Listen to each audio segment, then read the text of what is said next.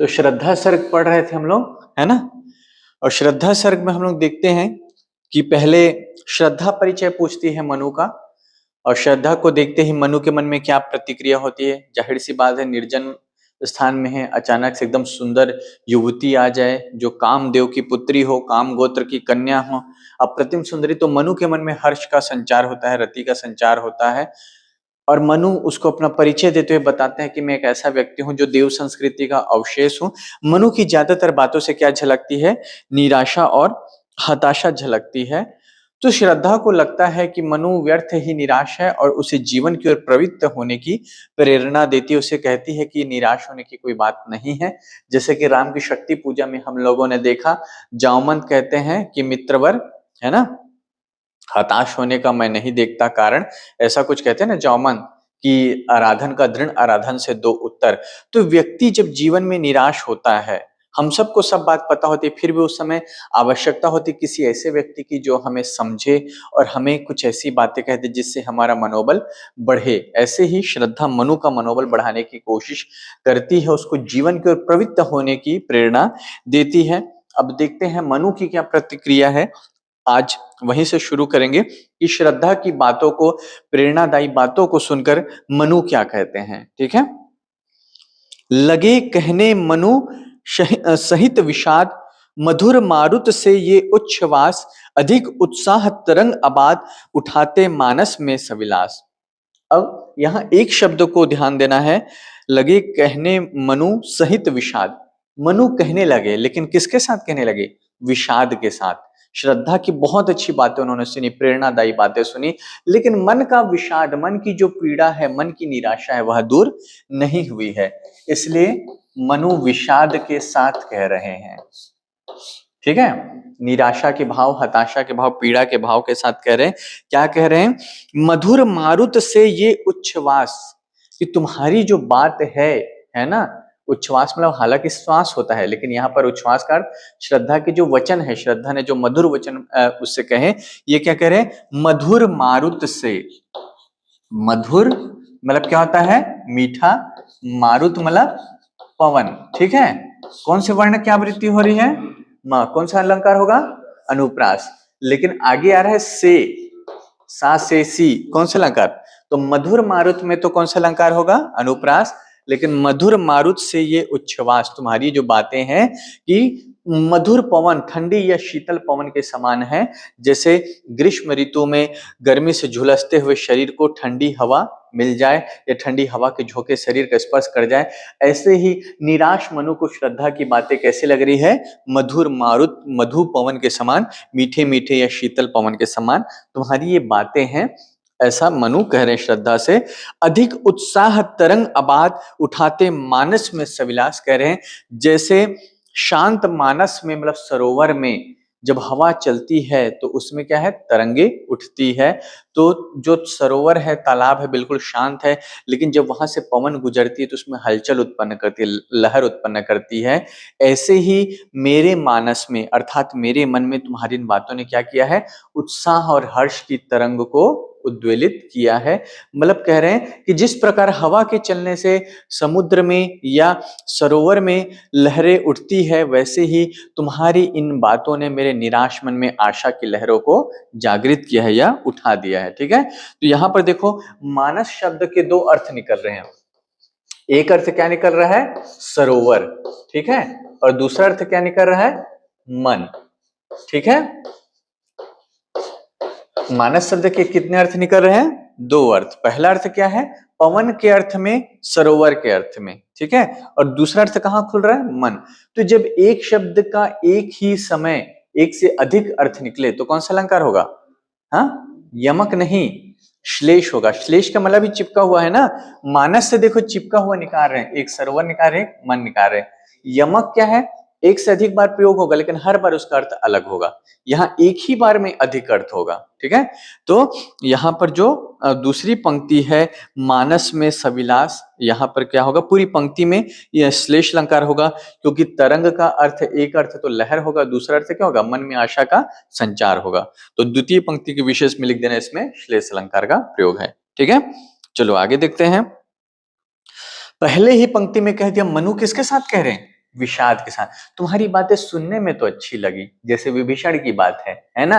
विभीषण कह रहे कि तुम राम अभी भी क्या है, वही युद्ध है, वही सब सेना है, वही हनुमान है, सुग्रीव है, वही हम सब है, और तुम्हारे जो तुणीर है उसमें वही बाण है जो पूरे विश्व को विजय कर लेने वाले होते। तुम क्यों डर रहे हो, क्यों पराजित हो रहे हो? कोई निराश होने का कोई कारण नहीं है। तुम तो सब तरह से क्या हो, सक्षम हो रावण को पराजित करने का। लेकिन राम के मन में उन बातों का कोई असर नहीं हुआ। ऐसे ही श्रद्धा कह रही है तो मनु को अच्छा तो लग रहा है, लेकिन अभी भी मन में क्या है, विषाद है। इसलिए मनु आगे कहते हैं, किंतु जीवन कितना निरुपाय। अब मनु की पूरी निराशा इन पंक्तियों में दिखती है और श्रद्धा की पूरी कोशिश यहाँ पर नाकामयाब होते नजर आती है। किंतु जीवन कितना निरुपाय, लिखा है देख नहीं संदेह, सॉरी लिया है देख नहीं संदेह, निराशा है जिसका परिणाम सफलता का वह कल्पित गेह। कह रहा है कि जीवन कितना निरुपाय है और लिया है देख नहीं संदेह। मैंने देख लिया है इस जीवन को कि निरुपाय है। हमें लगता है जब हम उत्साह में होते हैं, मनुष्य अपने भाग्य का निर्माता स्वयं है, वह क्या नहीं कर सकता, वह चट्टानों को तोड़ सकता है, ये बड़ी बड़ी बातें करते हैं। लेकिन उतनी बड़ी बड़ी बातें करने वाले देव संस्कृति में दंभ, जो अहंकारी मनु है, उसने अपने अहंकार को चूर चूर होते देखा। सब कुछ, जिन देवताओं को अपने अमर होने का अभिमान था, जिनको अपनी शक्तियों का अभिमान था, वो सब क्या हो गए, जलमग्न हो गए। उनकी पूरी संस्कृति, पूरी सभ्यता, उनका बनाया वो स्वयं क्या हो गए, सब नष्ट हो गए। इसलिए मनु कहते हैं कि जीवन निरुपाय है, मैंने देख लिया है, इसलिए मुझे कोई संदेह नहीं है कि निराशा है जिसका परिणाम, इस जीवन का अंतिम परिणाम क्या है, निराशा है, और सफलता का वह कल्पित गेह है।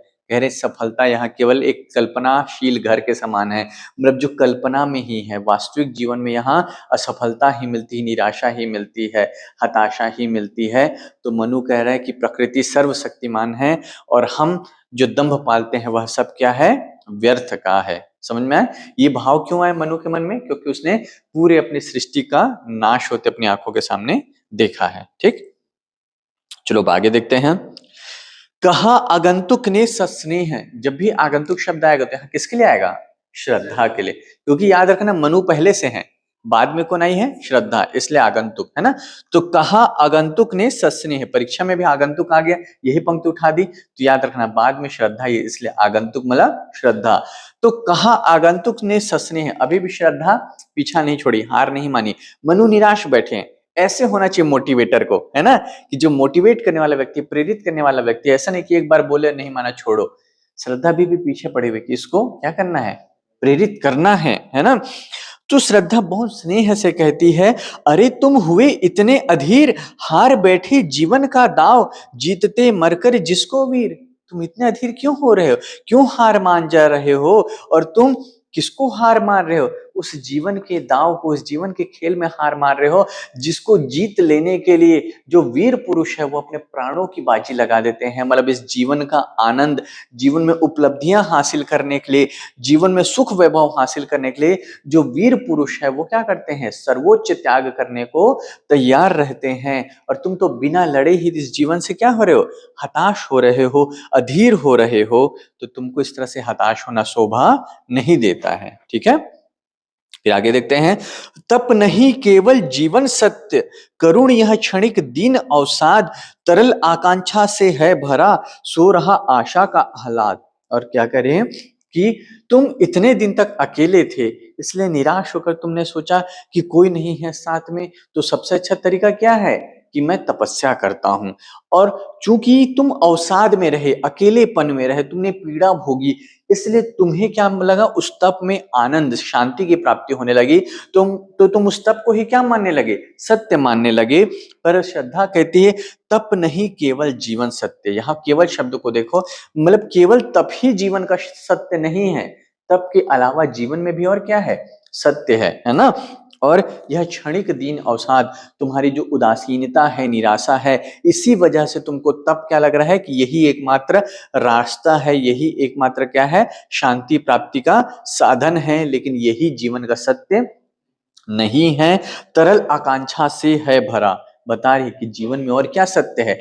तरल आकांक्षा मतलब द्रव के समान जो गतिमान आकांक्षा है, मतलब हमारे मन की भावनाएं, दया है ना, माया, मोह, करुणा, ये सब जो आकांक्षाएं, मन की भावनाएं, कोमल भावनाएं, जीवन इन सब से भरा हुआ है। जीवन में वैराग्य ही सही नहीं है, तप ही नहीं सही है, जीवन में क्या है, राग भी है। तो वैराग जितना सत्य है उतना सत्य क्या है, राग भी है ना।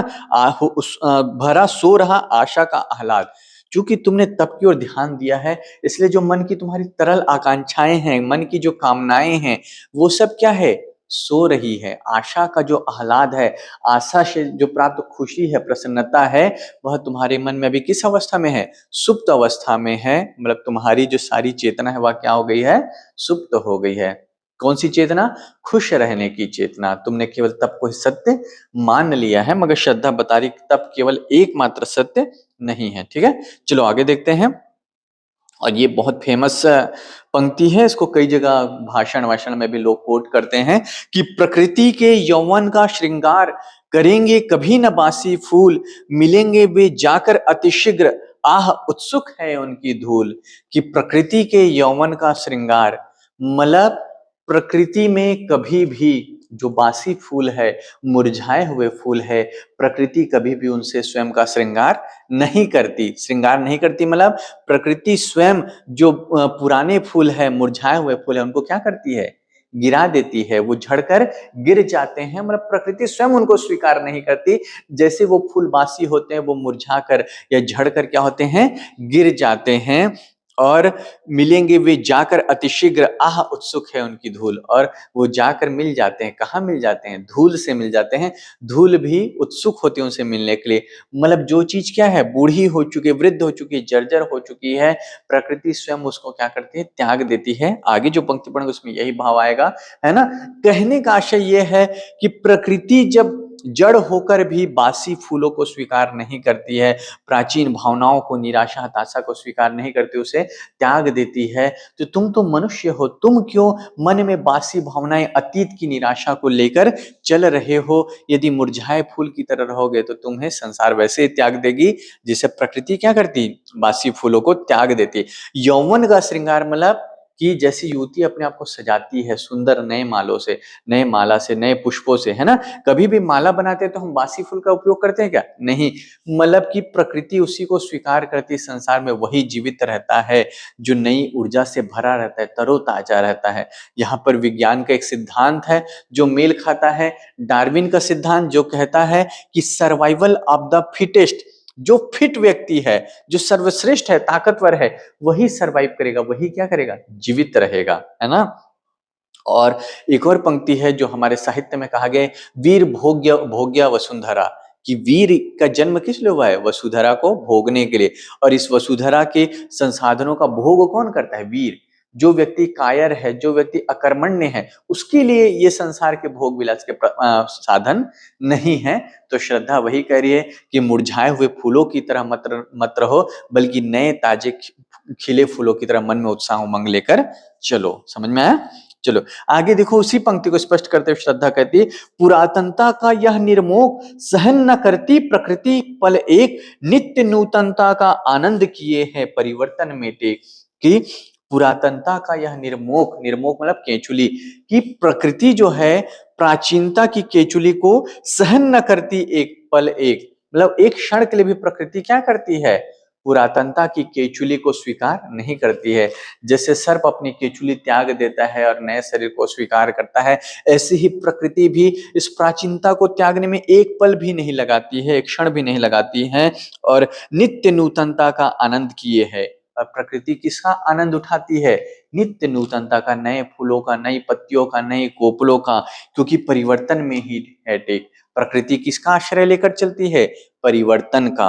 मतलब प्रकृति नित्य नवीन होते जाती, नूतन होते जाती है, और पुरातनता को, पुरानी चीजों को क्या करती है, त्यागते जाती है। तो परिवर्तन ही उसका क्या है, आधार है। उसी का आश्रय लेकर प्रकृति निरंतर आगे बढ़ती है। तो कहने का आशय यह है, मनु को यह इसलिए समझा रही कि जब जड़ प्रकृति भी पुरातनता को ग्रहण नहीं करती है, वह नित्य नूतन होती है, तो तुम तो चेतन मनुष्य हो, तुम में तो चेतना है, तो तुम क्यों अतीत की जो पुरानी हो चुकी बातें हैं उस निराशा को लेकर चल रहे हो। समझ में आया। ठीक, आगे देखते हैं। युग की चट्टानों पर सृष्टि डाल, पद चिन्ह चली गंभीर, देव गंधर्व असुर की पंक्ति अनुसरण करती उसे अधीर। और कह रही युग की चट्टानों पर सृष्टि, अर्थात युग की चट्टानों पर, वक्त की शिला पर, है ना, क्या कह रहे हैं, पद चिन्ह चली गंभीर, मतलब समय बीतने के साथ वक्त को क्या कह रहे हैं, युग की चट्टान, रूपक अलंकार होगा, ठीक है। तो युग की चट्टान मतलब प्रत्येक समय पर, जैसे कि कोई व्यक्ति है ना जिस मार्ग पर चलता है, पत्थरों पर चलता है, तो लगातार उस संस्कृति के चलने से उन पत्थरों में क्या बनते हैं, पद चिन्ह बन जाते हैं, है ना। तो जिस रास्ते पर आप चलेंगे, निरंतर आपका एक कारवां चलेगा, तो राह में जो चट्टान आएंगे उनको हटाएंगे और आपके पद चिन्हों से क्या बनता है, मार्ग बन जाता है। वैसे ही समय रूपी चट्टान पर क्या है कि एक के बाद एक कई संस्कृतियां चलती गई, उन संस्कृतियों ने वहां अपने पद चिन्ह बनाए, मतलब अपनी छाप छोड़ी, अपने नीति नियम की या अपनी उपलब्धियों की क्या छोड़ी, छाप छोड़ी गंभीर। और कह रहे हैं चाहे देव संस्कृति हो, गंधर्व संस्कृति हो, असुर की संस्कृति हो, देव गंधर्व असुर की पंक्ति अनुसरण करती उसे अधीर।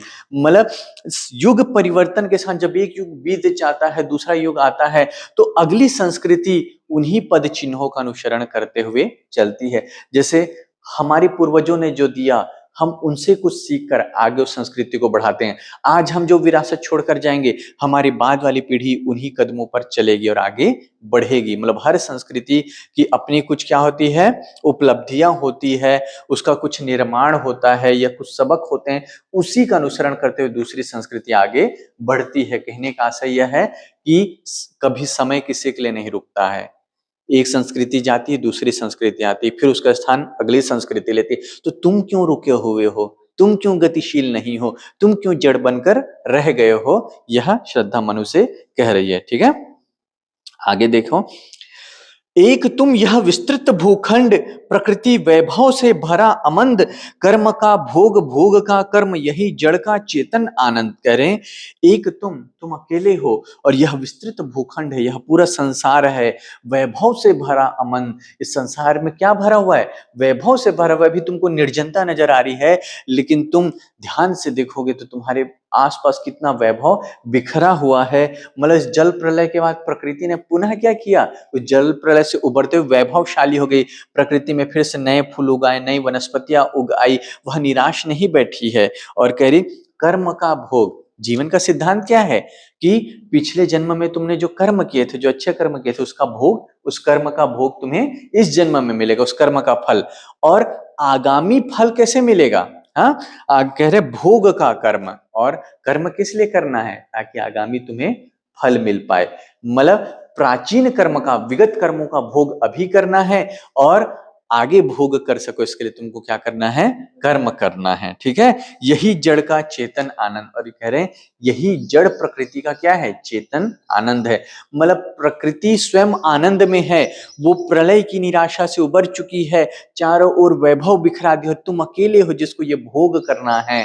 तो यही तो सिद्धांत है, तुम क्यों बचे हो ये भोग करने के लिए, शायद ये तुम्हारे प्राचीन कर्मों का संचय है, फल है कि सब नष्ट होकर तुम बचे हो। और उस फल का भोग करो और साथ ही कर्म करो, ताकि तुम आगे भी इस कर्म फल को क्या कर सको, भोग सको। ऐसा मनु को सक्रिय रहने का संदेश दे रही। बार बार श्रद्धा कोशिश कर रही उनको प्रेरित करने की, कर्म में प्रवृत्त करने की, वैराग्य की ओर नहीं, वैराग्य से राग की ओर उनको लाने की कोशिश कर रही है, ठीक है।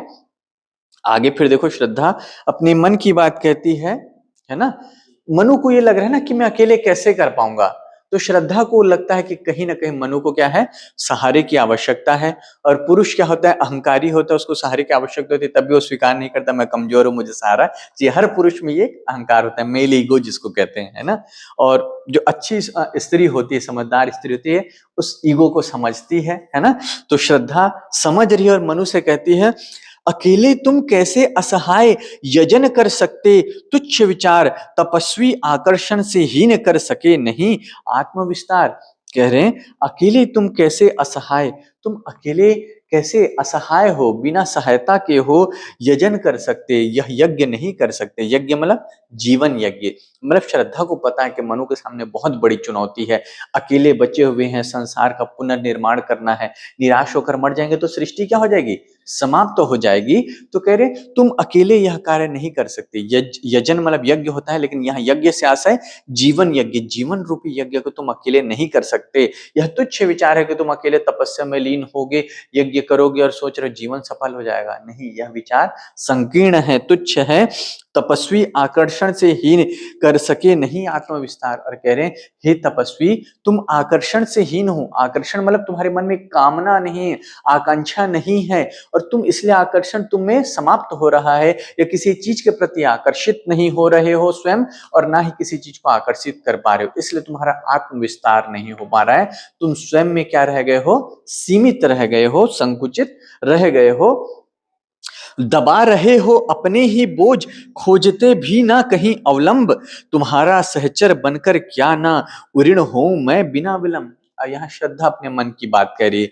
आज की शब्दों में कहें तो प्रपोज कर रही है ना। कैसे प्रपोज कर रही श्रद्धा? विल यू मैरी मी वाला देखो कि पहले तो भूमिका बनाई उसने कि तुम अकेले जीवन यज्ञ नहीं कर पाओगे, अकेले आत्मविस्तार नहीं कर पाओगे, तुम्हें किसकी आवश्यकता है? साथी की आवश्यकता है। आगे श्रद्धा कह रही दब रहे हो अपने ही बोझ, खोजते भी ना कहीं अवलंब। तुम अपने ही बोझ से, तुम्हारे अतीत का जो भार है, निराशा है, दुख है, पीड़ा है, उसके बोझ से तुम दबे जा रहे हो, और तुम इतने दम्भी हो, इतने अभिमानी हो कि कोई सहारा भी नहीं खोज रहे हो। अवलंब मतलब कोई सहारा या आश्रय भी नहीं ढूंढ रहे हो। आगे श्रद्धा मन की बात कहती है।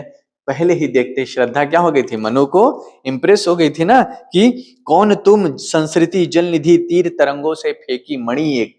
श्रद्धा का पहला वाक्य मनु के लिए क्या है कि तुम मणि के समान हो। कौन हो?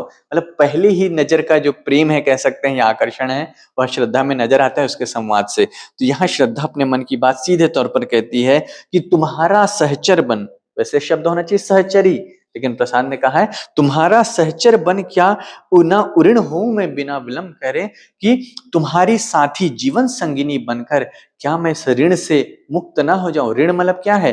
अब श्रद्धा के ऊपर भी जिम्मेदारी, वो भी अकेली है, मनु भी अकेले हैं, तो इस संसार को आगे बढ़ाने की जिम्मेदारी किस पर है? दोनों पर है। तो श्रद्धा वही करे, हम पर जो ऋण है, तुम्हारी सहचरी, तुम्हारी साथी, संगिनी बनकर क्या मैं इस ऋण से, अपने कर्तव्य, मुझ पर जो उत्तरदायित्व का बोझ है, उससे मैं मुक्त ना हो जाऊं, मतलब वो उत्तरदायित्व का निर्वहन कर दूं मैं, ऐसा श्रद्धा कह रही है। ठीक है, आगे देखते हैं। श्रद्धा आगे अपने मन की बातें कहती जा रही है ना। उसको सब तरह से उसने मनु को प्रेरित करने की कोशिश की, लेकिन देखा मनु बिल्कुल प्रेरित नहीं हो रहा है। फिर श्रद्धा को लगता है शायद स्वयं को सौंप दूं, शायद मेरे आने से इसके जीवन में क्या हो जाए, आशा का संचार हो जाए।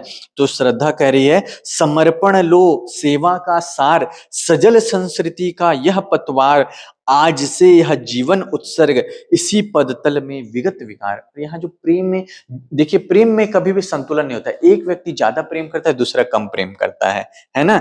एक प्रेम में क्या करता है, रूठता है, मान रखता है ना, और दूसरा उसको ज्यादा प्रेम करते हो, हमेशा प्रेम में क्या होता है, झुकता है। यहाँ देखिए सीधे पता चल रहा है कि श्रद्धा मनु के प्रति कितनी समर्पित है। सीधे सीधे कह रही है कि समर्पण लो सेवा का सार। कि सेवा का सार क्या है? समर्पण करना है। सेवा वही कर सकता है जो स्वयं को क्या कर दे, समर्पित कर दे। और सजल संस्कृति का यह पतवार, सजल संस्कृति मतलब यह संसार जो सजल है, जलमग्न है, उसमें यह पतवार के समान है, जो तुम्हें क्या लगाएगा, पार लगाएगा। मतलब मेरा जो साथ है, मेरा जो सानिध्य है, वह तुम्हें इस दुख के सागर से, इस निराशा के सागर से क्या करेगा, पतवार की भांति पार लगाएगा। आज से यह जीवन उत्सर्ग, आज से मैं अपना जीवन तुम्हारे चरणों पर समर्पित करती हूं। इसी पदतल में विगत विकार, मतलब बिना किसी विकार के शुद्ध हृदय से तुम्हारे चरणों में मैं अपना सर्वस्व क्या करती हूं, समर्पित करती हूं। ठीक है, सजल संस्कृति मतलब संसार सागर होगा, है ना, यह सागर रूपी संसार होगा। ठीक है, क्योंकि चारों ओर जलमग्न है, इसलिए कवि ने सजल संसार का प्रयोग किया है। ठीक है, और विगत विकार मतलब विकारहीन, अर्थात शुद्ध भाव से, शुद्ध हृदय से, विगत विकार। ठीक है, हो गया। अब आगे देखते हैं। दया माया ममता लो आज, मधुरिमा लो अगाध विश्वास, हमारा हृदय रत्न निधि स्वच्छ, तुम्हारे लिए खुला है पास। और श्रद्धा सब कुछ समर्पित कर दे रही है उसको, है ना। क्या कह रही है मेरे हृदय में जो दया है, माया है, ममता है, तुम वो सबको स्वीकार करो। मधुरिमा लो, जो माधुर्य का भाव है, अगाध विश्वास है, गहरा विश्वास है, वह सब मैं तुमको क्या करती हूँ, अर्पित करती हूँ। आगे श्रद्धा कहती है, हमारा हृदय रत्न निधि स्वच्छ। मेरा हृदय क्या है, स्वच्छ रत्न निधि के भंडार के समान है। ऐसे भंडार के समान है जिसमें अनेक प्रकार के रत्न हैं। और रत्न से आशा यहाँ पर वही जो उसने शुरू में कहा, दया, माया, ममता, मधुरिमा, ये सब रत्न है, हृदय के रत्न है। तो मैं अपने हृदय के रत्न भंडार को खोलती हूँ, सब खुला है पास, सब तुम्हारे लिए खुला हुआ है। मतलब मेरे मन की सारी कोमल भावनाएं, प्रेम, माया, ममता, करुणा, सब तुम्हारे लिए है, तुम सबका उपभोग कर सकते हो, है ना। आगे श्रद्धा कहती है, बने संस्कृति के मूल रहस्य, तुम्ही से फैलेगी वह बेल, विश्व भर सौरभ से भर जाए, सुमन के खेलो सुंदर खेल। कह रही है, अब संसार को आगे बढ़ाने का, संसार में जीवन को आगे बढ़ाने का, संस्कृति को आगे बढ़ाने का उत्तरदायित्व किसका है, तुम्हारा है। तो बनो संस्कृति के मूल रहस्य, संस्कृति के मतलब इस संसार के मूल रहस्य, आदि पुरुष तुम बनो, वह पुरुष बनो जिससे सृष्टि का पुनर्सृजन हो, फिर से निर्माण हो। तुम्ही से फैलेगी यह बेल, यह जो नई संस्कृति रूपी बेल है, लता है, वह तुम्ही से क्या होगी, फैलेगी, पल्लवित तो होगी, पुष्पित होगी। मतलब तुम जैसा कर्म करोगे, तुम जो सृजन करोगे, वैसा ही यह संसार तुम्हारे साथ साथ तुम्हारे कर्मों के परिणाम से आगे बढ़ता जाएगा और विश्व भर सौरभ से भर जाए। कह रहे हैं, यह जो विश्व है यह सौरभ से भर जाए, सुगंध से भर जाए। किसके सुगंध से, तुम्हारे कर्म से जो फल प्राप्त हो, फूल प्राप्त हो, मतलब तुम्हारे जो निर्माण से, सृजन से, तुम जिस संस्कृति का, संसार का सृजन करो, उसकी खुशबू से यह संसार भर जाए। सुमन के खेलो सुंदर खेल, वह खेल खेलो, मतलब वह कर्म करो जिससे सुमन विकसित हो, नए नए फूल विकसित हो।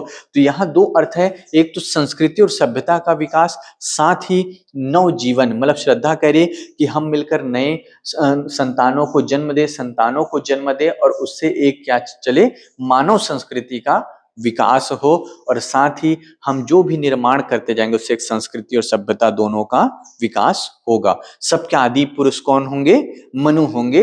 भारतीय साहित्य में या भारतीय धर्म ग्रंथों में मनु और श्रद्धा, मतलब कई जगह शत्रुपा नाम मिलता है, इसको आदि पुरुष और आदि स्त्री माना जाता है। मतलब हम सब इन्हीं के वंशज हैं, ठीक है। चलिए आगे देखते हैं। और क्या यह तुम नहीं सुनते, विधाता का मंगल वरदान, शक्ति हो विजयी बनो, विश्व में गूंज रहा जयगान। श्रद्धा कहती, और क्या तुम विधाता की बात को नहीं सुन पा रहे हो, जो कहते हैं कि तुम शक्तिशाली हो, विजयी बनो। पूरे विश्व में यही तो एक गीत गूंज रहा है, या परमात्मा का आशीर्वाद गूंज रहा है। उन्होंने तुम्हें क्यों अकेले बचा दिया, कहीं ना कहीं वो चाहते हैं कि तुम शक्तिशाली बनो और विजयी बनो, इस संसार को पुनः क्या करो, इस पर विजय प्राप्त करो, संस्कृति का निर्माण करो। इस संदेश को तुम ध्यान देकर सुनो, यह मंगल वरदान है, ईश्वर का शुभ वरदान है जो तुम्हें प्राप्त हुआ है, ठीक है। आगे कहते हैं, डरो मत अरे अमृत संतान, अग्रसर है मंगलमय वृद्धि, पूर्ण आकर्षण जीवन केंद्र, खिंची आएगी सकल समृद्धि। उसे प्रेरित करते हुए कह रहे, अरे अमृत संतान, तुम तो अमरता की संतान हो। देव संस्कृति कैसे थी, अमर, है ना।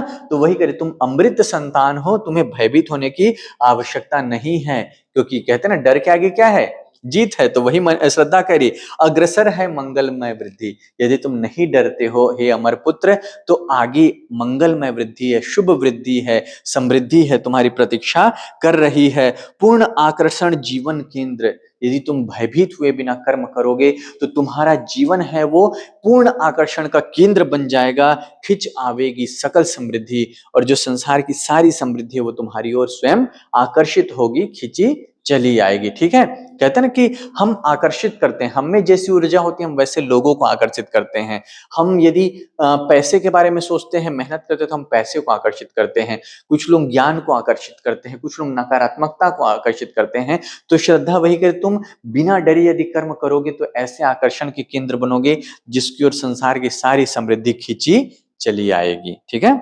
आगे देखते हैं, देव असफलताओं का ध्वंस प्रचुर, उपकरण जुटाकर आज पड़ा है बन मानव संपत्ति, पूर्ण हो मन का चेतन राज। कह रहे हैं जो देव संस्कृति नष्ट हुई उसके जो खंडहर है, जो अवशेष है, उसमें भी अभी भी पर्याप्त सृजन की सामग्री है। एक तो भौतिक सामग्री उनकी संस्कृति सभ्यता से, दूसरी क्या कह रहे हैं कि देव संस्कृति जिन कारणों से नष्ट हुई, ध्वंस हुई, वो सब कारण तुम्हें ज्ञात है। तो उनके ध्वंस से सीख कर तुम ऐसी संस्कृति रच सकते हो जिसमें देव सभ्यता की जो गलती है वो दोहराई ना जाए। ठीक है। और कह रहे हैं कि तुम देव संस्कृति अपूर्ण थी, अधूरी थी, वह दंभी थी, भोग विलासी थी, तो उसके अवशेष से सबक लेकर तुम ऐसी संस्कृति सृजित करो, बन पड़ा है मानव संपत्ति, पूर्ण हो मन का चेतन राज। तो मन की जो चेतन राज है, मतलब मन में जो चेतना है, दया, करुणा, है ना, माया, मोह, ये सब जो भावनाएं हैं जो देव ने भुला दिया था, वो केवल भोग विलास में लिप्त थे, मन को इन भावनाओं से तुम क्या करो, पूर्ण करो। और जो नई संस्कृति हो, मानव संस्कृति हो, वो देव संस्कृति की तरह अपूर्ण ना हो, बल्कि इन भावों से परिपूर्ण हो, प्रकृति का सम्मान हो। तो इस तरह से तुम नया राज्य सृजित करो जिसमें मन का चेतन राज हो। ठीक है, मतलब मन की सारी कोमल भावनाओं का क्या हो, उसमें शासन हो, राज्य हो। समझ में आया?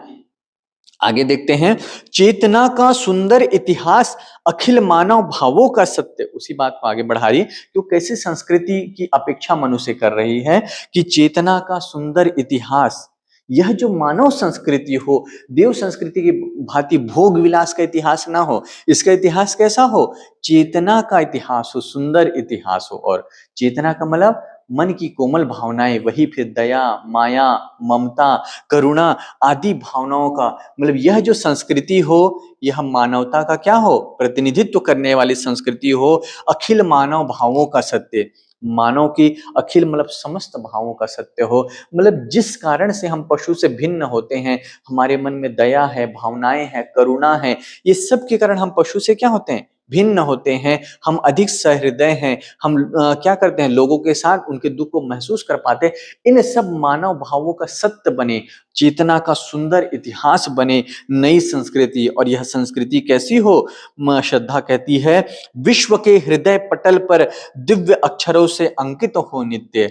और यह इतनी सुंदर, लुभावनी, प्यारी संस्कृति हो, मनमोहक संस्कृति हो कि विश्व के हृदय पटल पर, विश्व के हृदय स्थल पर अंकित हो। कैसे हो, अंकित, स्वर्ण अक्षरों से ये अंकित हो, मतलब यह ऐसी संस्कृति हो जो युगों युगों तक अपनी कोमल भावना, करुण भावना, अपनी सहृदयता के लिए विश्व में जानी जाए, पहचानी जाए। समझ में आया?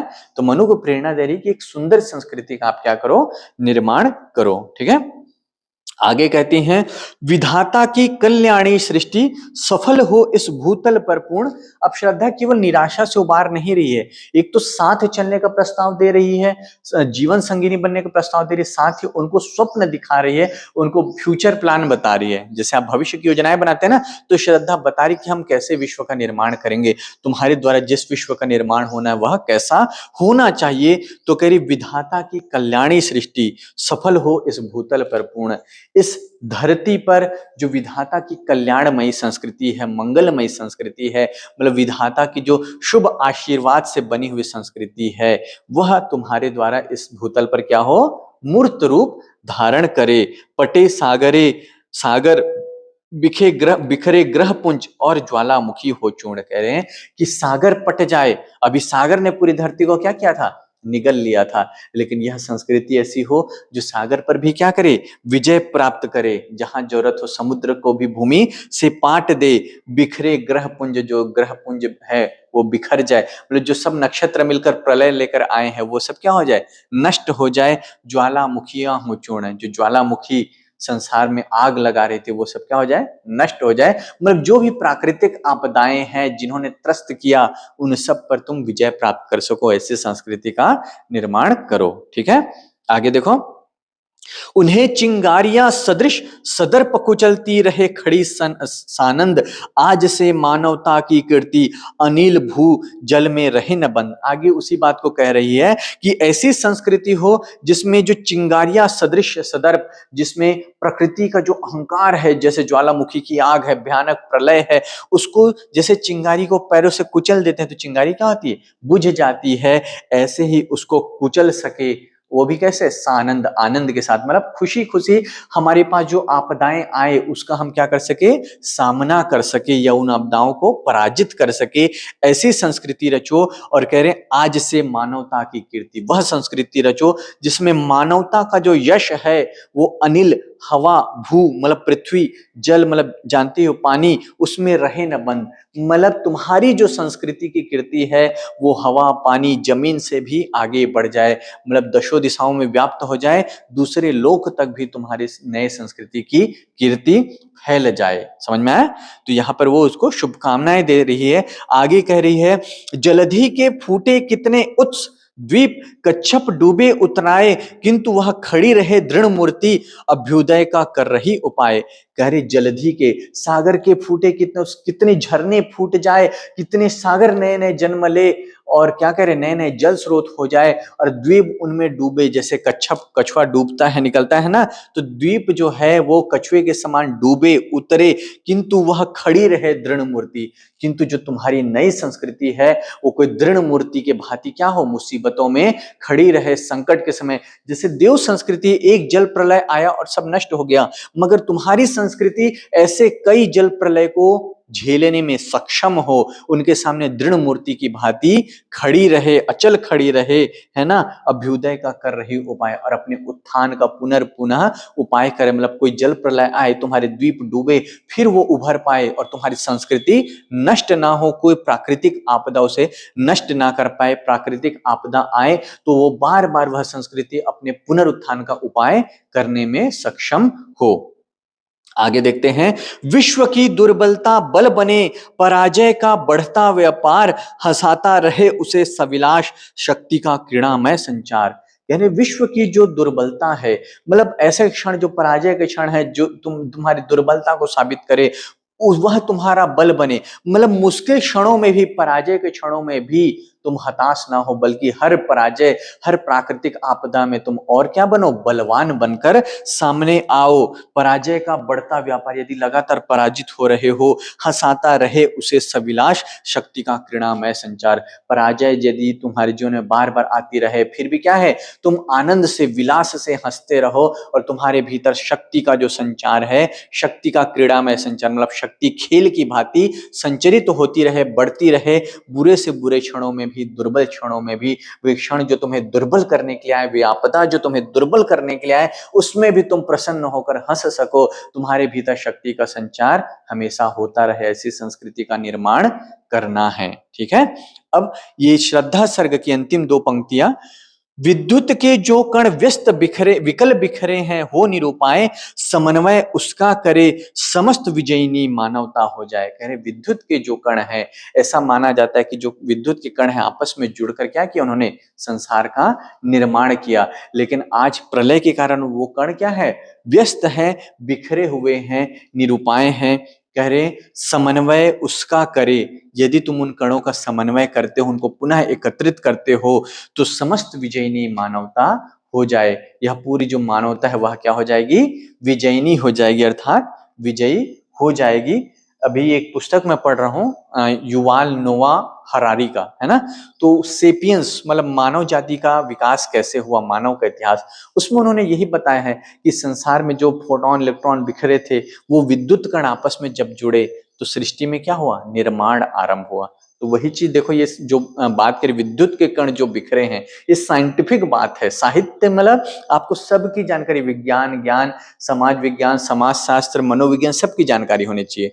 तो ये जो विद्युत के कण बिखरे हुए हैं, ये कण जब तक बिखरे होते हैं कुछ सृजन नहीं होता, जब ये पास आते हैं आकर्षण शक्ति से, तो संसार में क्या होता है, नव सृजन होता है। तो श्रद्धा वही कह रही है कि विद्युत के कण से आशय, तुम्हारी जो शक्ति है वो बिखरी हुई है प्रलय के कारण, तो अपने मन की शक्तियों को क्या करो, एकाग्र करो, एक साथ लाओ। तो कहते हैं ना, पहले मन विजय करते हैं तो पूरा संसार विजय हो जाता है। दूसरों की जय से पहले स्वयं की जय करे, हमको मन की शक्ति दो मां, मन विजय करे, मतलब हमको किसकी विजय करना है, मन की। तो वही कह रहे हैं, विद्युत के कण से आशय यहाँ एक तो विद्युत का कण ही होगा, दूसरा आशय तुम्हारी जो मन की शक्तियां हैं, जो सोई हुई हैं, बिखरी हुई है, उनको एकत्रित करो। और यदि तुमने अपने मन को जीत लिया तो संसार, और संसार अर्थात पूरी मानवता विजयी हो जाएगी। तो यह श्रद्धा सर्ग है, जिसमें हम देखते हैं कि एक हताश निराश मनु को श्रद्धा किस तरह से प्रेरित करने का कार्य करती है। और एक स्त्री जब एक पुरुष को प्रेरित करती है तो वह प्रेरणा कुछ अलग स्तर की होती है। मतलब स्त्री की प्रेरणा, उसका प्रेम, उसका जो साथ है, वह पुरुष को सबसे ज्यादा क्या करता है, प्रेरित करता है, क्योंकि प्रेम एक सर्वोच्च शक्ति है। ठीक है, तो ये हमारा दूसरा सर्ग कंप्लीट होता है। अगली क्लास में हम लोग इस हमारे पाठ्यक्रम में शामिल तीसरे सर्ग अर्थात लज्जा सर्ग की व्याख्या करेंगे। यहां तक समझ में आया? ठीक है, फिर आज की क्लास समाप्त करते हैं ना। Thank you.